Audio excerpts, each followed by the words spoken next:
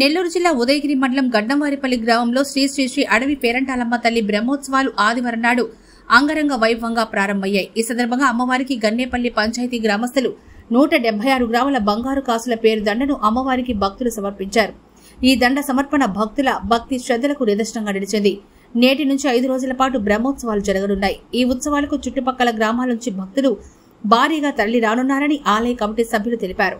అమ్మవారికి భక్తులు భక్తి శ్రద్ధలతో పూజలు, సేవలు నిర్వహించారు. ఈ బ్రహ్మోత్సవాలు ప్రతి సంవత్సరం గ్రామస్తులకు, భక్తులకు ఆధ్యాత్మిక ఉత్సాహాన్నిస్తాయి.